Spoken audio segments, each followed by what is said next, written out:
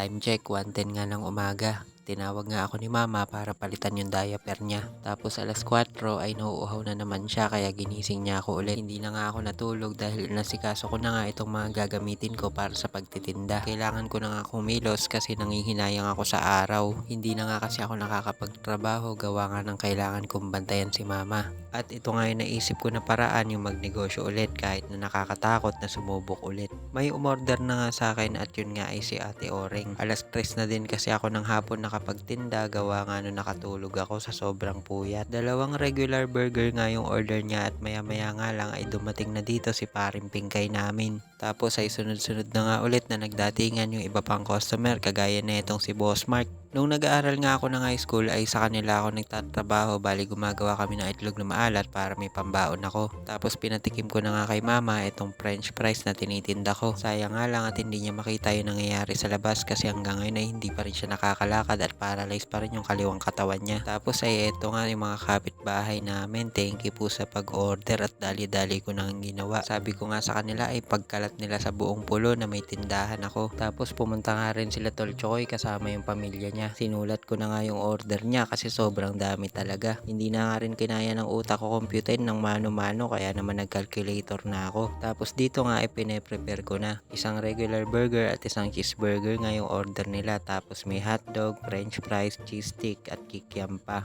May mga tinda nga rin pala akong coffee jelly, hotdog sandwich at soft drinks. Dito nga ay inilalabas ko na ang pagiging multitasking ko para naman sabay-sabay na ma-prepare lahat ng order. Alam ko din kasi yung feeling na kapag umorder ka tapos sobrang bagal ay talaga nakakainip umulit. Tapos lahat nga pala ng burger namin ay merong repolyo pati yung hotdog sandwich. Meron nga din pala ako mga tindang combo meal kung saan ay meron ka ng kasamang drinks. Meron ding mga fries o kaya naman ay coffee jelly. Bala ko nga din palang gumawa ng leche flan at saka ng ice candy. Tapos ay itutuloy ko ang paggawa ulit ng chili garlic at saka ng dishwashing liquid. Bali ilan nga lang silang naging customer ko pero sobrang solid na mga order nila. Alas 8 na nga to ng gabi at nagsara na ako ng maaga. Kailangan ko pa kasing pakainin si mama tapos painumin ng mga maintenance na gamot niya para tuluyan yung paggaling niya. Time management at sobrang pagod talaga. Pero kinakaya at mas kakayanin pa. Naniniwala kasi ako na balang araw ay magiging successful din ako sa lahat ng ginagawa ko. Hindi man sa ngayon pero soon. Iniwan ko na nga rin pala yung menu ko dun sa may gate para makita naman ang ibang dumadaan. Pagkatapos ko ang maasikaso si mama ay eto nga ako na yung kumain para may lakas pa ako. Gagawin ko na nga kasi yung ice candy at gagawa na rin ako ng yelo. O siya, hanggang dito na lang muna itong video natin na to at maghuhugas pa ako ng mga plato at ng mga pinagamitan ko. Kaya naman hanggang dito na lang.